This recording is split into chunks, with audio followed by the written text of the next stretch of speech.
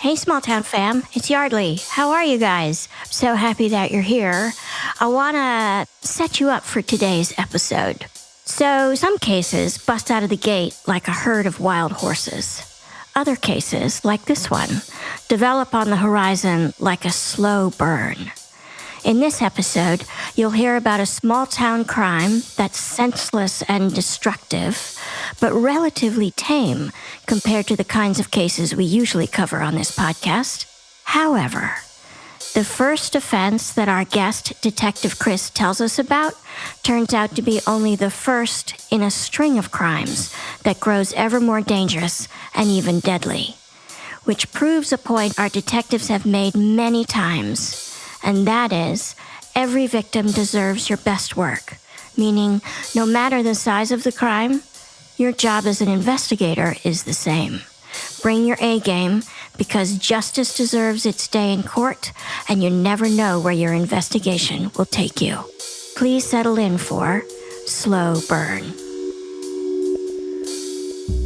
Hi there, I'm Yardley. I'm Dan. I'm Dave. And I'm Paul. And this is Small Town Dicks. Dave and I are identical twins And retired detectives from Small Town USA. And I'm a veteran cold case investigator who helped catch the Golden State Killer using a revolutionary DNA tool. Between the three of us, we've investigated thousands of crimes, from petty theft to sexual assault, child abuse to murder. Each case we cover is told by the detective who investigated it, offering a rare, personal account of how they solved the crime.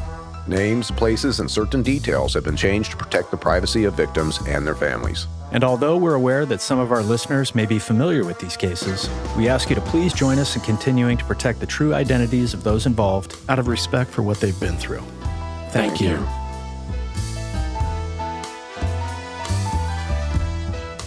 Today on Small Town Dicks, we have, guess what? The usual suspects. We have Detective Dave. Hello, Yardley. Hello, David. We have Detective Dan. Hello, team. Hello, you. And we have the one and only Paul Holes. Hello, everybody. Hello. And Small Town fam, we are so pleased to welcome a new guest to the podcast, Detective Chris. Good morning. Good morning, sir. Thank you so much for giving up one of your very precious days off to join us here today. It's my pleasure. So, Chris, before we get into the story, we always like to know a little bit about your jurisdiction, sort of a little Reader's Digest version of your career in law enforcement. Tell us who you are. So I went to college, got my criminal justice degree, then came back, and at the time there really wasn't a lot of departments hiring, so I joined the military, Army National Guard, as a military police officer. I actually did one tour overseas, and came back and got hired on with the local sheriff's department.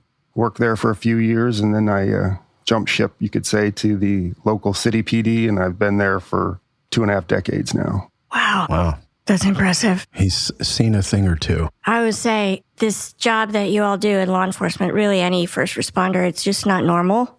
It's just not normal to encounter people always on their worst day. And you're there to help put the train back on the tracks. And when people say, oh, yeah, it's been, 2.5 decades, that's a big deal. Yeah, no one ever calls 911 when they're having a good day. I've never had anyone call in and say, hey, I got a promotion. Would you like to come over for coffee and cake? Yeah, everything's going great, you guys. I've got a pizza party. You want to come over? That's a really good point. So, Chris, tell us how this case came to you. Well, it was early morning. I got called in. I was actually about ready to get up for work. And then they called me and asked if I could come in to work on this case. And they said it was a robbery arson. So didn't think anything of it at the moment, got ready, headed into work. And once I got there and figured out what was going on, it was something that was out of the ordinary, something that you don't really see every day. One of our local family entertainment establishments had been broken into in the middle of the night, and the janitor that was working there, Joe, was the one who kind of took the brunt of everything. So what happened is that Joe went in, third shift janitor, lets himself in, and just works out during the night. He's a retired gentleman who's been doing it for quite a few years. And, about 3:15 in the morning, all the lights went off in the building as he's cleaning up. And the next thing he knew was he saw flashlights coming from the back of the building, and people were yelling, police, police, get on the ground, police, get on the ground. So that kind of shocked Joe. So he got down on the ground, and once he got down, then they started telling him to keep his head down and don't look up, which he did. He didn't know what was going on. He was kind of in shock at the moment. And then he heard one of them say, turn the lights on. And once the lights came on, Joe heard one of them, he called him the leader, tell him, hey, keep your head down. You're doing a good job. Don't look up. So as Joe was laying there, he could hear multiple people moving around, and then he could start hearing metal on metal, almost like someone's hitting something with a hammer or a crowbar or a sledgehammer. It was metal getting beaten. Joe thought he even heard a grinder going, which he thought was kind of odd. So the leader, even at one point, took Joe's wallet out and said, I know who you are now, so don't do anything, don't look up, don't say anything. Joe believed that there was 3 people there just because of the noise he could hear at different locations in the establishment. That went on for quite a while. I think we figured out it was maybe roughly an hour that they were in there. And then Joe said it just went quiet. The sound was gone. There was no more metal on metal. And the next thing he realizes is that he's feeling intense heat coming from above him. Joe thought, what's going on? Why is it getting so hot in here? And he could start hearing, the sound of fire, things crackling and burning. So he lifted his head up and he could see the entire roof above him. Joe was out in the kind of the main entryway hallway on the floor. He could see the whole entire ceiling on fire. Everything was burning. Joe got up, went and grabbed his coat and his keys, didn't have his phone with him. He had left it at home. And luckily enough, there's a fire department right across the street. So he ran to the fire department and rang the doorbell until they woke up and came and answered the door, told them what was going on. And then they, of course, sounded the alarm and headed over there. It was quite a fire. They actually had to call in a couple other agencies to help because the building was such a large building and it was so fully engulfed. So they worked on that for, probably 4 hours till they could eventually get it completely down. One of the firefighters said it was so hot, the metal steel support struts in the ceiling had twisted. So I got all that information from the interview that I did when I first got into work. Chris, is it just a single business in this building, or are there multiple businesses in the same building? It's a single business establishment, one business in this large building. And it's pretty well known in town. Like I said, it was a pretty well-established family entertainment establishment. So are we talking like an arcade with video games, pinball, shuffleboard, stuff like that? Correct, yes. So you're interviewing Joe that morning, and what's his affect? Is he composed? Is he kind of freaking out? It seems like he handled things fairly poised. Yeah, Joe was laid back, just take life as it comes. Hey, this happened. It was kind of terrifying, but, I'm going to go home and wake up the next day. It didn't really affect him too much. And just by doing the interview with him and a quick background check, I kind of eliminated Joe right from the beginning. He just didn't seem like he would be the person that would do this. He's been there for 8 years. He loved his job. He was retired. It was just something that kept him busy, and he liked doing it. And as Joe, in addition to the flashlights that he saw and the sounds he's hearing of tools, did he see these individuals carrying guns? Was he threatened with a gun? No, he did not look up at all. He said, you know what, they're going to do what they're going to do. I don't want to put myself in any danger or risk by trying to look up and see who they are or identify them. We were never able to establish if they had any weapons, but Joe did say at one time he heard a ratcheting sound. So he didn't know if it was a ratchet, a tool they were using, or if it was like the cylinder of a revolver. The light bulb went on pretty quickly for Joe, realizing, okay, I heard police, get down on the ground. But I imagine it took just a few moments where he's like, okay, these are not cops. Correct. Yeah, he realized once they started moving around and talking, Joe said, I didn't think they were the police. The leader, as he called him, kicked him in the leg one time, told him to keep his head down. But that was about the extent of any physical contact. It was just more verbal threats. So I interviewed Joe and got him a ride back home, and then went back out to the scene. The firefighters were still working, and our lab division had been called in. So they were out there starting to take their photographs, collect any evidence. And one thing the initial officers had done once they got there is start to canvass the area to look for anything they could find, any cameras, anything to help out in the investigation. They were able to find some of the coin boxes from the video game machines and the coin dispensers that they had broke into. They actually found the coin boxes in some front yards several blocks away. So the bad guys had successfully taken those coin boxes out of the establishment, took all the money, and dumped the rest. Correct. That's what Joe had said was the metal that he heard was them breaking into all the machines.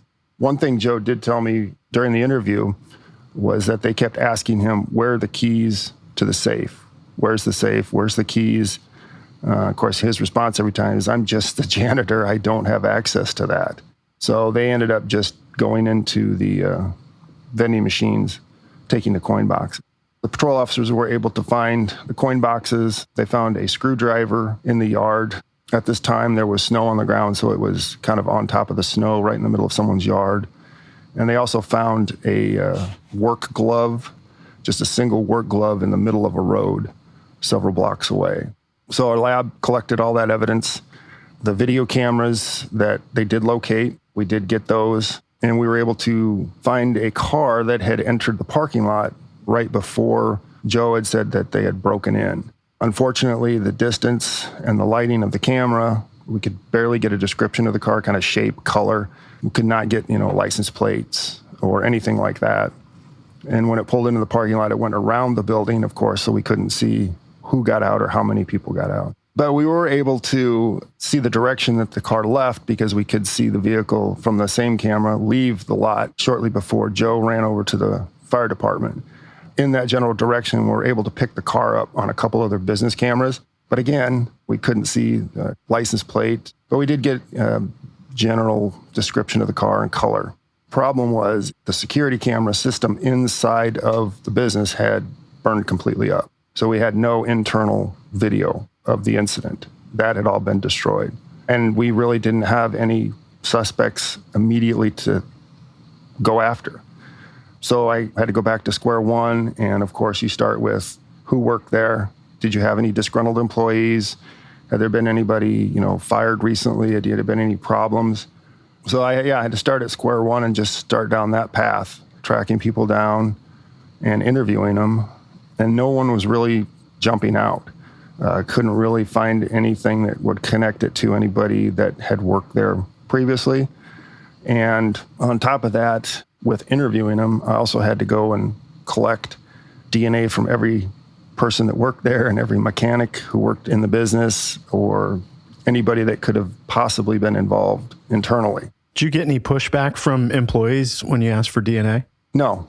Most all of them were really accepting. Roughly how many employees were at this business? There was probably 18 employees that I had to go interview and take DNA samples from just to compare to anything that we could find down the road. So a robust small business, but the operative word being small business. Yes. Yeah. They had quite a few employees that a lot of them had been there for a long time, like Joe. And suddenly unemployed. That's what I mean. It's just shitty. And Chris, who are you interviewing at this business to get this information of employees, possibly disgruntled employees? Are they the owners of the business or a manager? Yes, we, of course, contacted the owner right away that morning, and they came in and talked to us for a little bit. And they were able to get us a list of employees or anybody that they thought might have been involved, because they had a couple people that had been let go. But once we interviewed them, they didn't really have a connection at all. When Joe sees these flashlights coming toward him and the lights go out, is there any indication that the suspects in this case had prior knowledge of how to shut the lights off in this place?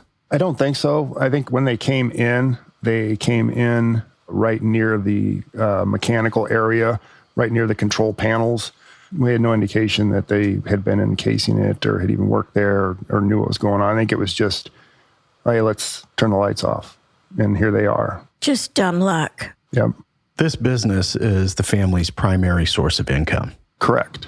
Yes. All burnt up. And obviously, this is financially motivated. I'm assuming that this was an arson, or did the fire start because of what they were doing in terms of using the grinder and a spark going? What was the origin? Well, the origin was back in the office area. So it wasn't where all the machines were at, because the machines and the games and the vending machines were kind of spread out throughout the business. So the fire was specifically set in the office area. Do you know, was an accelerant used? They weren't able to determine exactly what it was because the fire was so intense, such a big fire. And in this business, there were a lot of things there that could have potentially been used as a accelerant. Okay. Because I'm just trying to assess, did they come with the necessary tools and ability to start this fire? Because then that would show a certain mindset. Not only is this financial, but then they were also going to either use the fire to cover their tracks or to cause more harm to the business. And Chris, did you look into the possibility that the robbery might have been done on behalf of the owners so they could collect insurance money? Yeah, it didn't seem like it was a financially motivated issue. Sometimes that's the first thing you think of when it's just a specific arson. Is there insurance policy on it?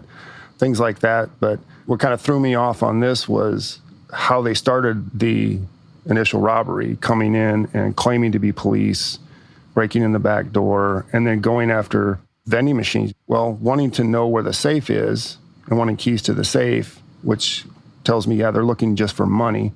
But then going to the vending machines to try and get something out of what they're going to do. And it seemed to be more of a covering your tracks issue with the fire being set. Do you know about how much money they got away with? Because it's coins, and coins are heavy. They did not get a whole lot. I think it was only, several $100s. Is it hard to move stacks of quarters in your state?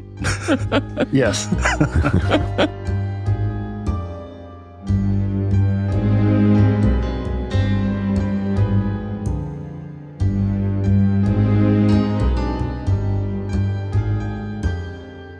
So I worked on this case for about a month, just tracking people down, interviewing people, looking at all kinds of records and anybody that was involved to work there. And in our department, we are not specialized in one sort of crime. All of our detectives are general, I guess you could say, detectives. We handle everything from homicides to thefts to identity theft, credit card fraud, sexual assault, major assaults. We cover it all. So along with this, and you guys know where I'm coming from, that's not the only case you're working. So you have, a stack of them on your desk that you still have to keep trudging away on and working bit by bit while you're working this one. I was thinking about that right when you brought it up. I was like, I wonder how many cases Chris has on his caseload. When I went back into the detective bureau, I was told that you're never going to get caught up. So unfortunately, the cases keep coming, and I always tell people I wish I could work myself out of a job.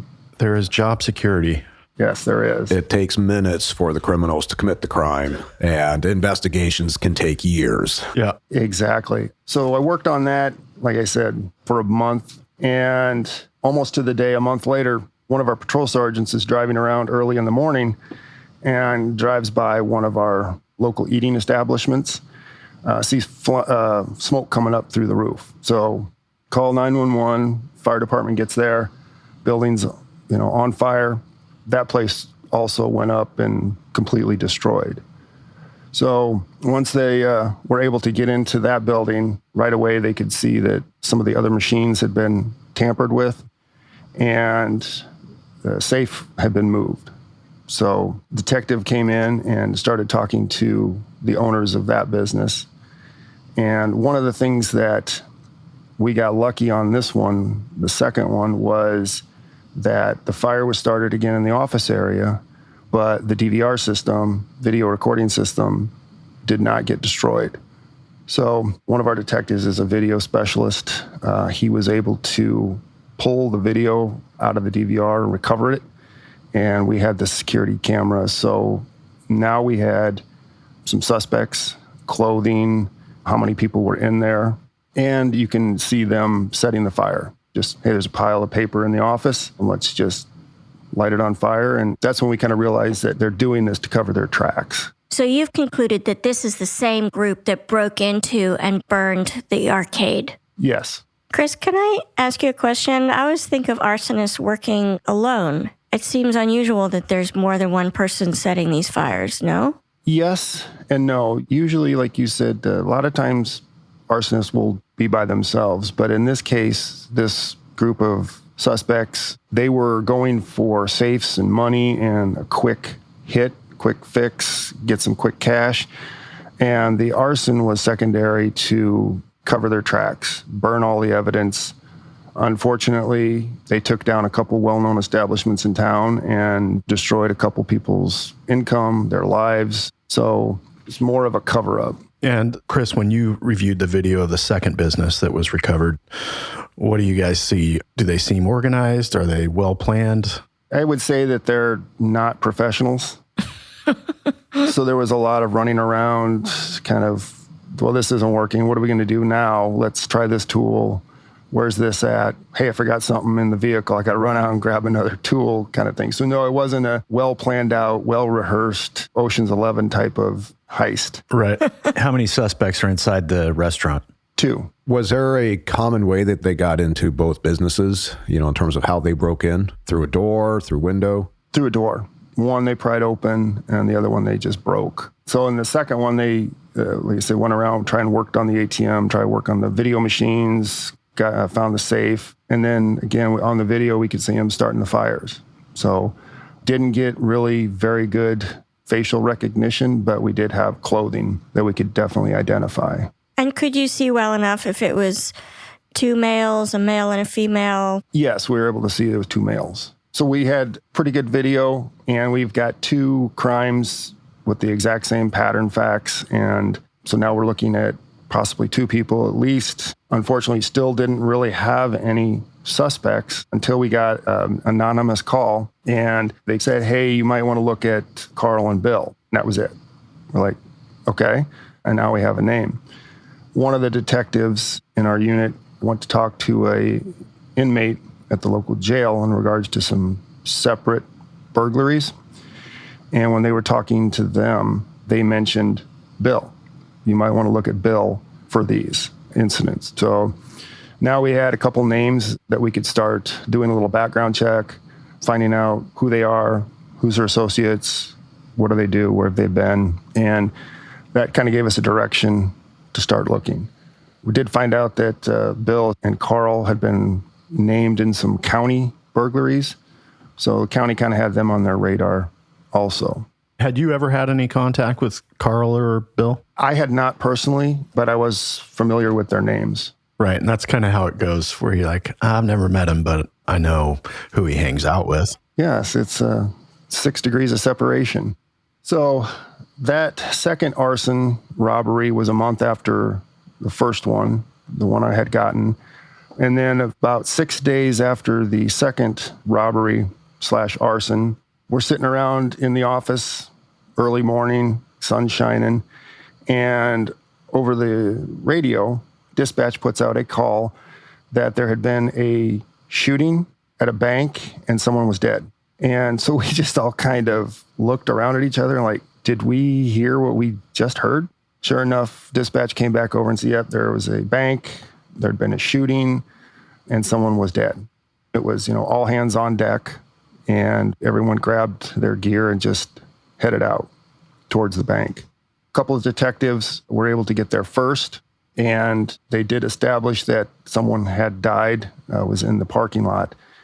And what they had found out is that a car had pulled up to an armored car at the bank as the armored car was doing its deposits and dropping off money.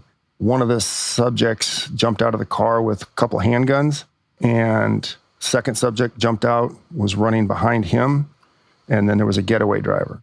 As they approached the 2 armored guards, telling us, give your money, the armored guards were a little bit quicker on the draw, and they started firing. The armored guards shot one of the suspects, there's one who died there in the parking lot, and hit the other one and ended up hitting the car as they were shooting at him. And lo and behold, the one that had died in the parking lot, who had the guns, was Bill. So that kind of gave us an idea of We know who we're dealing with. So those detectives were able to get vehicle description of the getaway car, and they pulled the security video from the bank, and we got a description of the car really quick, and that there would have been 2 subjects in the car. That's happening within minutes. They're pulling up the video, getting the vehicle description out. Myself and another detective are driving the area, and dispatch says, hey, there's a suspicious vehicle about 5 or 6 blocks away that matches the description of the getaway car. So we drive to the area right away. Patrol had got there. At this time, county's there. I mean, everyone's coming in to help. I believe even state patrol started rolling that way. So we get up there to the car, and sure enough, it's the getaway car. It's got a few bullet holes in it. And looking in the car real quick, we could see that there were pieces of scalp and blood on the headliner of the car. So we're like, well, somebody got hit, so we know someone's injured. So you've already seen Bill, and you know what his wounds are. When you find the getaway car and you find scalp on the headliner, you know that there's someone else injured, because Bill doesn't have injuries to his scalp. Yes. And at that time, everything's kind of coming in really quick. Dispatch got another call from one of the neighbors in that neighborhood who said that they had been watching this dark-colored, strange car just parked out in the street, and they'd never seen this car before. Well, luckily, this caller was diligent enough. They actually got the county of the plate. Didn't get the car, but they said the county on the plate stuck out, so they remembered which county the car was from. So, Chris, in your state, they actually have the county on the car license plate, because that's not true in every state. Like, we don't have that in California. But in this case, as you investigate, I should think that could make your job a little easier. Yeah. And they also said, hey, my neighbor has video. So we went in and talked to that owner of that house, and they pulled up their video surveillance, and we were able to watch the dark-colored, strange car that had been sitting there pull up and park. And a little bit while, here comes the getaway car, pulls in front of the dark car. 2 people get out. One of them was limping really bad, and we found out later why. They both run to the dark-colored car, and the dark-colored car takes off. Do they just leave the getaway car there? Yep. Is the abandoned car, is that a stolen car? Well, yes and no. So, as you may know and have probably dealt with this many times before, when a major crime or something happens and you have a vehicle description, within minutes, the owner is like, oh, my car was stolen. And this happened also, was the owner of the getaway car called in as this is going on, and, oh, I just want to say my car got stolen. Okay. I got a bridge to sell you as well. I love that. It's always like, hey, how long before we get a stolen car? Call into dispatch. Oh, here it's coming. Yeah, and it happens so many times, it's almost like clockwork. You're just waiting for it, like you said. When's it going to happen? So we got the video, and we're able to get a much clearer description of what type of vehicle the second getaway car was. We were able to get a model and the year of what we thought it was, and then we also had the county. So we had the dispatch center run all types of that vehicle from that county, which they did it. And again, at this time, since a bank armored car had been attempted to be robbed, now the FBI is there, and everyone's coming in to give us resources and help that we need to investigate this. So we had run the search through dispatch, retrieved the video surveillance of the 2 getaway cars and the 2 suspects running to the second getaway car. This is the video surveillance footage you got from the neighbor's camera. Correct. So we downloaded that, had the first getaway car towed to our lab processing for search warrant so we could then process it at a later time. At that time, we went back to the station real quick to kind of regroup. And as we got there, things just were continuing to come in and move at a pretty fast pace. We've got information that a subject was at a house and he had been shot and he was looking for medical attention. More clues are rolling in. Yes. Could be a coincidence. Yeah. So myself and another detective went out to this house to put up surveillance. We sat on the house and watched it for not very long until we saw 2 cars leaving that residence, and one of them looked like a possible suspect that had been involved in the attempted armored car robbery. So we followed them down the road till we can get enough patrol officers there, and we pulled the car over, and we went to the first car, and as I got there, you could see the subject in the one car sitting there, telling me to get out, keep your hands up, get out of the car. And we opened the door for him, and he says, I can't move very well, I've been shot.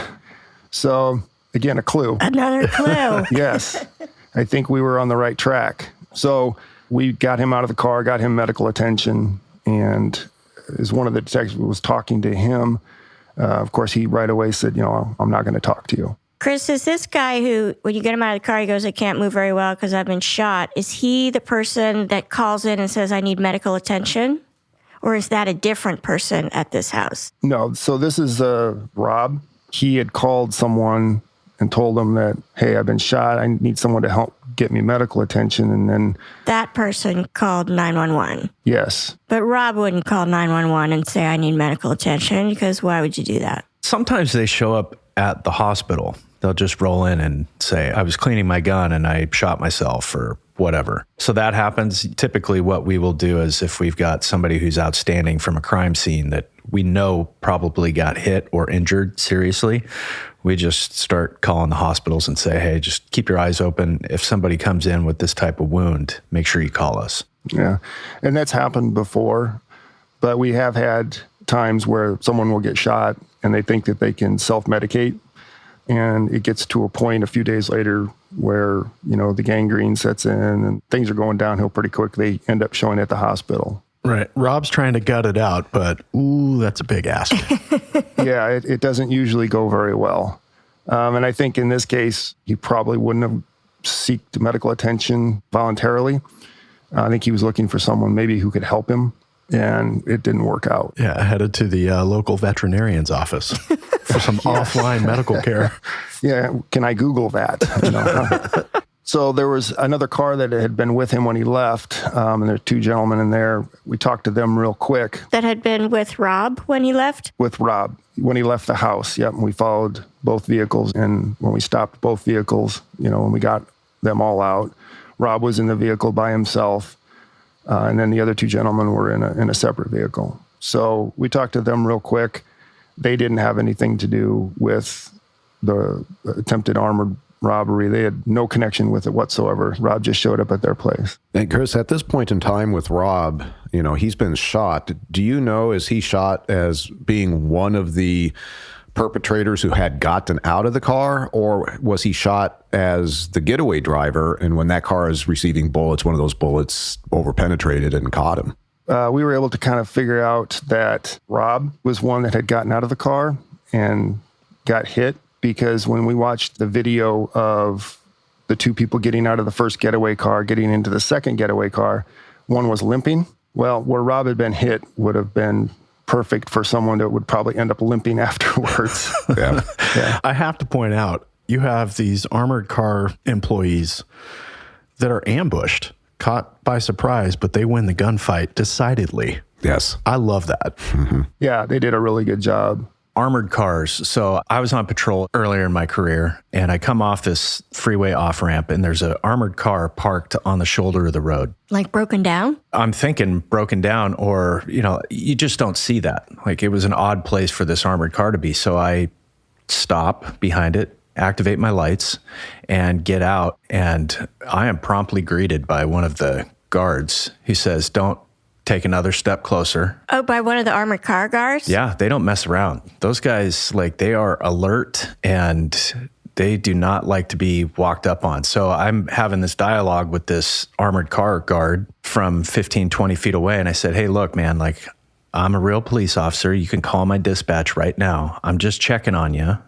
And they're just basically wired that everybody is a threat. So maybe that I was going to knock off the armored car, and I'm not a real cop. I've got a cop car and I've got the monkey suit on that we call it. But yeah, they do not mess around. And it sounds like these armored car guards were no different. They were prepared.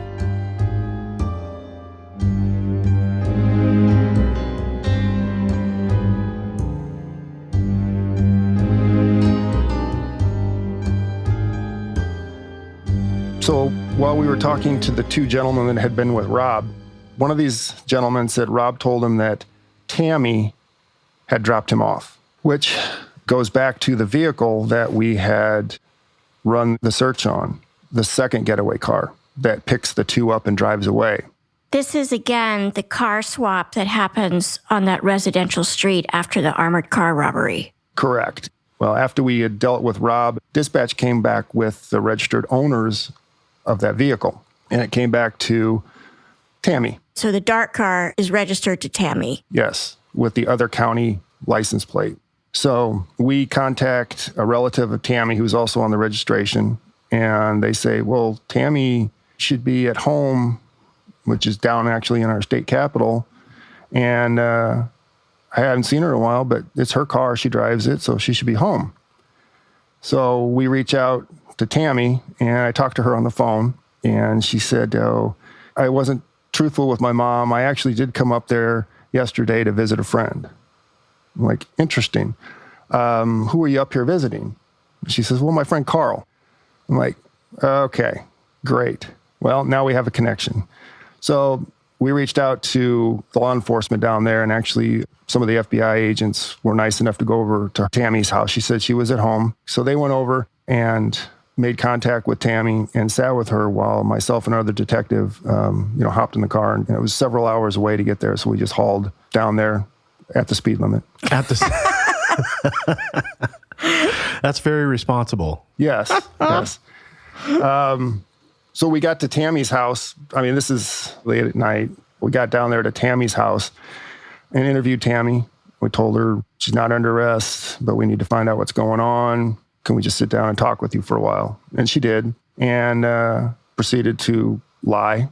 And the more we talked to her, told her, how important this was, what had happened, someone had died. She kind of started to come forward with a little bit more facts. She admitted, yes, I had gone up there the day before to visit Carl. He's a family friend, but she didn't know anything about the attempted armored car robbery. And once we told her we had video, would your car be on the video? Well, maybe, it could be. I'm like, okay. We asked about Carl and, did something happen to Carl? And she said, well, yeah, he did bleed in my car. He had a bloody nose. And we're like, oh, okay. Well, now you're establishing that he did bleed in her car, which was great. And then she decided she didn't want to talk anymore. Okay. So we ended up seizing Tammy's cell phone and seized Tammy's car, which matched perfect description of the video we'd seen earlier. That's tough to refute in a courtroom. You telling me, Tammy, that's not your car? Right. And she admitted it was. When we were leaving Tammy's house, I said, listen, Tammy, I know you said you didn't want to talk anymore, but this is more out of a life-saving humanity question. We know Carl could be injured. I just want to make sure he's not, dead and lying somewhere. And she said, well, yeah, he's got an injury. And I said, well, is he alive? And she said, yeah, he's alive. Are you surmising that the blood on the headboard of the car interior is likely from Carl? Yes. And it's also Carl's brain matter that's on the headliner of the car. Scalp and some hair. And yeah, we're kind of putting that picture together now. So we went back late that night, the detective and I, and got a few hours of sleep. And then we got back to the office. The next morning, when we got in the office, the other detective who I'd gone down to interview Tammy with kind of reached out to Carl on social media, and he responded. So the detective and Carl are having a conversation over social media, saying, hey, we need to talk to you. It's important. Carl was saying, yeah, I'll come in a day or two. I'm out of state doing something else. Trying to get his nose to stop bleeding. Yeah. So we, at the same time, we're using some technology that we have available to us to find out exactly where Carl is. Did a joint investigation with the FBI, did that give you guys some more resources as far as technology? It did. Later on, it helped out a lot. We were kind of running with what we had now, but they were definitely there helping us and, giving us anything we needed or any help that we needed. So we were able to kind of figure out where Carl is. And again, we headed back down to where we believed Carl was at, met up with the local police department, and went out and set up surveillance. I stayed back at the local police department just in case we needed to write search warrants, in case we had to get into a house or a car or anything. So the detectives, local and our detectives, set up surveillance. And while they're in the area, they notice a car that had the name of the county we're from. So we're like, well, again, that's a clue. So we had dispatch run the license plate, and it came back to the father of Carl. So we knew we were in the right area. And luckily enough, shortly after that, Carl and a couple family members actually came out of the house, got in the car, and were trying to leave. So then the local PD did a traffic stop on them, and we were able to find Carl in the car. So Carl was read his Miranda rights right there on the scene. And the detective who was out there said he noticed that he had a large wound on his head that looks like they had tried to self-medicate. Carl had this large wound? Yes. So he didn't mention anything at the time, just made note of that. Carl was brought back to the police department where I was at, and they talked to his parents at the scene. They were cooperative, so they got all the information they need. So we did not need to write any search warrants to get into any houses or anything. So the other investigator who had originally been the first on the scene at the armored car robbery went in to interview Carl and clarified, yes, you've read Miranda. Do you understand that? Yes. He said, I'd like to talk to you about the armored car robbery, what happened the other morning back in town. Carl said, I don't know what you're talking about. Now, this was a great interrogation technique. He looked at him and said, we have bits of your scalp and hair in the ceiling liner of the car, Carl. And that was kind of what broke the dam. He's like, oh, okay, all right. And Carl proceeded to tell, all his involvement in the armored car robbery. I love that the detective's like, so the part of your body that's missing right now, we actually have back at our police department. Yes, and that was basically it. I kind of had to chuckle when I was watching in on the interview from the other room. And sometimes you just have to hit him with the facts to get him to talk. So Carl talked about that, kind of gave a general overview of what had happened that morning. And then the detective asked him about the first arson, the one that I had originally been called in on. So I came in and interviewed Carl in regards to the first arson. And lo and behold, who does he blame? Bill. And Bill's dead. Blame the dead guy for, what happened. So Carl didn't really give anything up in regards to the first arson robbery. He kept blaming it on Bill and a third person. And I'm like, well, I know that's probably not true. Carl was transported back to our city a few days later. So I went over to interview him about the first arson robbery. And he did say, okay, yes, I just drove the car. I didn't actually have anything to do with it. Bill and another guy went in and they did it. I fell asleep in the car, but I drove it. And I'm like, okay, Carl, that's fine. So I went back. At that time, we now had Carl's phone. We had some information regarding the second arson robbery, and we were able to pinpoint them at a gas station right before the second arson robbery. So now we had the clothing description, what they were wearing inside the second arson, and we knew who they were. So search warrants were done. We were able to recover the clothing they were actually wearing in the second arson robbery. So then we went back again to talk to Carl, kind of laid this information out to him, and he ended up, yes, okay, I was involved. That was me inside the second arson. Kind of described what happened, kept saying that there was this third person involved. And again, I interviewed Carl about my arson robbery, the first one that kicked this all off. And he again said, I only drove the car. They went inside, they did it all. So you knew what they were going to do when you went there. And he said, yes, I did. So, that makes Carl accountable for the full crime also, and, knowing that he's over there, knowing what they're going to do and driving them there. It's just not believable that you would be the lookout for a robbery. And fall asleep in the car? And you fall asleep. That's just absurd. Yeah. Yeah, and that's one of the things when you interview people and you hear stories like this, you just kind of lock it away in the back of your head. And you're like, my BS meter is pegging out right now, but I'm going to go with it and I'll let you keep talking. Yeah. And juries track. They're like, really? Exactly. So Carl put himself there, involved in the first arson robbery, admitted that, he was involved in the second arson robbery. And we had his DNA proving that he was involved in the armored car attempted robbery. One of the interesting things to note, DNA does not come back like people think. You send it off and a week later you get results. Sometimes it takes quite a while. When I mentioned that work glove that was found in the middle of a road for the first arson robbery, guess whose DNA came back in that work glove? Could it be Carl? It was Carl's, yes. It's Carl's DNA in the glove from the first arson robbery. Carl's a sloppy criminal. Yeah. Usually narcotics are involved, so sometimes the clearest decisions aren't made. And I think in this case that happened. How old is this crew? Carl, Rob, Bill, Tammy, like roughly what sort of age group are we talking about? Mid to upper 20s. Okay, so young.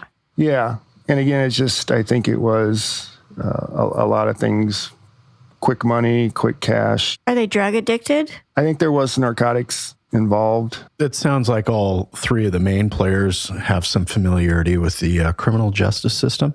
Yes, they do. Especially Carl and Bill. I mentioned earlier that county had several burglaries that they had been working, and they were able to go back and clear up multiple burglaries that were involved with these guys also. So it helped kind of wrap a lot of stuff up. Here on the attempted robbery of the armored car, you have a dead guy, Bill. And was any murder charges brought or manslaughter charges brought against Carl and Rob, or was that just dismissed? Hang on, I have a question. Bill was killed by one of the armed guards. So why would Rob or Carl be on the hook for Bill's murder or manslaughter? This is kind of a textbook felony murder rule case. The felony murder rule is basically you've got multiple people who are in commission of a violent felony. Right here, we're talking armed robbery, right? Somebody dies during that crime, then the co-conspirators are on the hook for murder charges. Now, there are some states that are doing away with this or they're tweaking this felony murder rule because if you've got one guy who commits the crime, but you've got two other people who don't have the culpable mind state. What is that? Think about it. They didn't have any intent to kill anybody, but one guy did.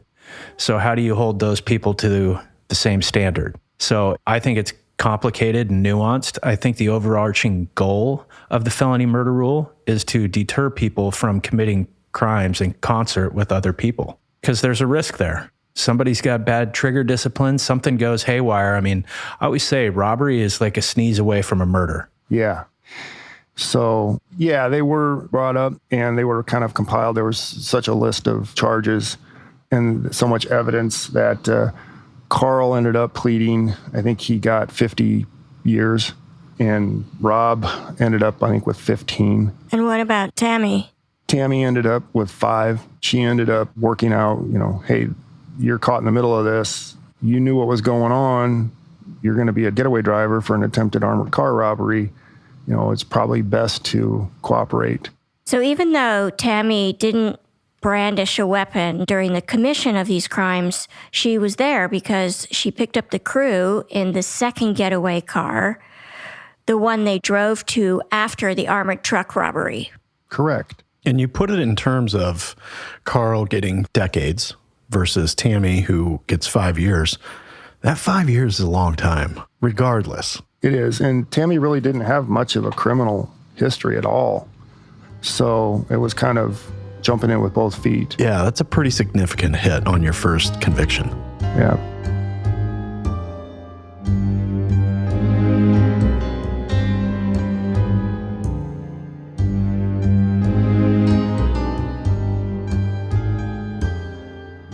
Your department, how many detectives do you guys have in your unit? We have 8 full-time detectives. So when you say everyone grabs their gear and it's game on, it's truly all hands on deck. Yes, it is. And then, take into account, if there's someone on vacation or not there, you're down one or two people. But everyone pitches in, even our sergeants and the investigation lieutenant will help, if it's something big, if we have a homicide. Chris, I want to ask you, actually, you could ask the whole table, all you detectives. So in the course of telling this story, you say you talk to Tammy, she lies to you. You talk to Carl, he lies to you. What is it like to be in a job where the expectation that every time, pretty much, you sit down with somebody, they're going to lie to you? First of all, how does that change your worldview? But also, what are you thinking as this is going on? Chris, you answer first, because this is your episode. It's disheartening sometimes, because even when you're speaking with someone that just doesn't even have a horse in the race or not even seriously involved, they omit, they don't tell you the whole truth, they, fabricate a little bit. And unfortunately, it does kind of jade you a little bit, because you just assume everyone you're talking to, whether it's, the 90-year-old lady in a traffic accident or, down to kids, they're going to tell you half-truths and fabrications and lies. And that's just why it's good to, be able to talk to people, especially, in investigations, when you do interviews and interrogations, just, have the patience just to sit down and talk with people and build that rapport and get that baseline, because then when you get into the meat and potatoes of it, you kind of know when the BS meter is going off. So you have to establish, in the face of this first pretty significant roadblock, them lying to you, you still have to find a way to establish enough trust where they're going to take the wall down. That's the goal. Yes, that is the goal. And that comes with, like I said, rapport building from the beginning. Most of the time, if you just sit down and talk to someone, not like investigator or suspect, you just talk to them as a person and find out what their interests are and maybe connect on those interests and start a conversation. They become more comfortable talking to you, and then kind of when the hard things come around, they're a little bit more receptive to the questions, and they're a little bit more willing to give you the answers. It's such a strange occupational hazard of all y'all's. What about you, Dan? I would echo what Chris said. I think you also have to build enough trust with the person you're talking to that they actually start to believe that it's in their best interest to be honest and truthful and forthcoming with facts. So pretty much every interview that I would sit down in, I was prepared for the lies, because it typically starts with the lies. And as you go and you confront people with facts, the story begins to change and they start getting on board and they realize, I'm painted into a corner. Really, my only option now is to be honest. Meaning the suspect is feeling like I'm painted into a corner. Exactly. Dav? I always go back to prosecutors love provable lies. And just explain one more time what those are. A provable lie is if somebody asked me today, were you in Los Angeles over the weekend? And I said, no, I was home. That's an easily provable lie. And I always say, I'm like, if you will lie about the little things, like, what's your address? I don't really have one. Dude, I just arrested you at your house. What's your address? Like, if you're going to lie about real tiny, inconsequential stuff, why would I ever believe that you're going to give me the goods on a crime that could deprive you of your freedom for a decade? There's a lot on the line when a suspect sits down across from a detective, and suspects do a lot of, wonder what he knows. They're probing. They want to know, how can I make it appear like I'm cooperative? How can I make myself appear credible and honest? It's just a game. And I never took that game personally, because I realize that person's got a lot at stake. And that's probably key for you, the detective, not to take it personally. It really is. When I see videos of detectives who are crawling into people's faces within minutes of entering the interview room, I'm like, let me guess, your confession rate's about 1%. You have to be able to relate to people. So when Chris says you have to talk to people, the minute I give off any air of I'm judging you or I think you're a horrible person, that person feels that energy in the room. It's poker face time. I shouldn't be able to tell what I'm feeling if I look in the mirror based on what I'm hearing from the suspect. You really have to be measured, and it's not about you. This person didn't hurt you. Don't take it personally. You are there to gather facts and get to the truth. That's your responsibility. There's no personal stake involved unless you try to hurt me. Sure. What I see with inexperienced officers is they're not patient enough. You have to be patient in the room or out on the street when you're on patrol and you're doing an interview out on the street. You have to be patient. I think a lot of people, they want to rush through the process, and it's different for everyone. The barrier to the truth is different for every suspect. That's a great point. Is it my freedom? Is it my family? Is it my health? Is it financially, if I'm gone, does my family survive? There's so many barriers that suspects have to jump over before they become truthful that you just have to identify that. You can't do it in 2 minutes. It's a dance. We've talked about it many times. Yeah. It's a dance. Yeah. How about you, Paul? Well, I come from a very different set of experiences than Chris, Dan, or Dave, because in the cold case world, I'm not sitting down frequently and interviewing suspects. Most of my interviews, I'm dealing with victims, families, witnesses. And the interview, that's a very different skill set. But I'm constantly evaluating suspect statements. And that's where it's really understanding what their motive is, the jeopardy they are in, to see, are they being honest when they are being interviewed by, let's say, an original investigator? Is there statements that they're making that are factually correct with how I know the case, or am I seeing they are lying? Why are they lying? Does this elevate them in my investigation as somebody that I need to be looking at a little bit further? And today's point related to prosecutors love provable lies. I've had DAs say they'd rather not have a confession. They'd rather have all these statements that they can just throw one after another in front of the jury. The defendant is lying about this. He's lying about this. Do you think he's telling the truth that he's innocent in this case? Confessions are often thrown out. They never get put into court in the first place. And so they want statements. And too many detectives are so confession-driven in their interview. They want that home run, and they fail to be patient and take the time to just gather information, whether the information is truthful or not. That information could potentially be very useful down the road. I was thinking too, Chris, as you were saying, so you have the first robbery arson, then you have the second robbery arson, then there's the shooting, which ends up being Bill. And you guys in your detective bureau are looking at each other going, what? And I would say when people ask us, why did you start this podcast? First of all, we wanted to present cases from law enforcement's point of view, to give you guys a real opportunity to explain what you do and how you do it from soup to nuts, because I think it's a unique perspective and not one that we, the public, get very often. But the reason the podcast is called Small Town Dicks is because big time crime is happening in small towns everywhere with the same level of depravity and reckless disregard for human life, but with somewhat less frequency. So when you guys have this rash of crimes going on in your small district, it's like, that's not how it's supposed to be, but it is how it is. And then you think of the collateral damage of these businesses, these people's livelihoods being destroyed or so deeply compromised that maybe there's no way back from that. The ripple effect is profound. It is big.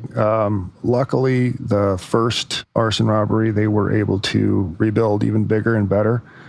But the second one, they just weren't able to recoup anything, and it's gone forever. So decades of people's entertainment and family fun and going out is gone. And a business they're probably really proud of having built. Oh, absolutely. If you mention the name of the businesses, everyone knew them. So it was sad. I'll say this. Chris was describing the day of the armored car attempted robbery. And days like that, when that happens, you get the call and everyone's looking around at each other in the office. All the detectives are looking around at each other and you're saying, it's game time. And like that day is the thing that I miss the most about police work. The pace of it. It's such a fast pace and you're hunting down leads and you're doing surveillance and you're trying to find these bad guys. That's what I miss the most. Yeah. By the time we got done and went down to interview Tammy and got back, we were going on almost 24 hours. So you go sleep a few hours and then, you're right back in the office. And then boom, we kick off and we're on the road chasing down Carl's location again. And that takes all day long up until, the late nights. And that night we were the last people in the restaurant to get something to eat. And we were all just kind of sitting there eating. No one said a word because we were just, wore down and exhausted. It had been a long 48 hours, but it worked out well. When that bell rings or the call comes in, everyone works together and it's just go. And it's a smooth transition. We got great detectives in our bureau and great supervisors. There's no questioning. Everyone knows what they need to do, or someone asks something to get done and it's like, yep, I got it. And everyone works together great. So I'm really happy to work there. It's great to hear. Yeah, that's the way it's supposed to be. It's a job well done, Chris. Thank you so much for joining us here today. We're really delighted to have you and welcome you to the Small Town Fam. Chris, great job. It's a job well done by you and your team. Thank you. Made me really miss police work. But great job, Chris. Yeah, awesome, Chris. Thanks a ton. Thanks.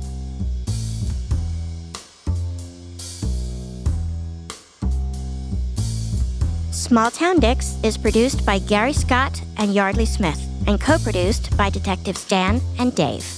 This episode was edited by Soren Bajan, Gary Scott, and me, Yardley Smith. Our associate producers are Aaron Gaynor and the real Nick Smitty. Our music is composed by John Forrest. Our editors extraordinaire are Logan Heftel and Soren Bajan, and our books are cooked and cats wrangled by Ben Cornwell. If you like what you hear and want to stay up to date with the show, visit us on our website at smalltowndicks.com. Small Town Dicks would like to thank Speech Docs for providing transcripts of this podcast. You can find these transcripts on our episode page at smalltowndicks.com. And for more information about Speech Docs and their service, please go to speechdocs.com. And join the Small Town Fam by following us on Facebook, Instagram, and Twitter at SmallTownDicks. We love hearing from you. And if you support us on Patreon, your subscription will give you access to exclusive content and merchandise that isn't available anywhere else. Go to patreon.com/smalltowndickspodcast. That's right. Your subscription also makes it possible for us to keep going to small towns across the country In search of the finest, rare, true crime cases told, as always, by the detectives who investigated them. So thanks for listening, Small Town Fam. Nobody's better than you.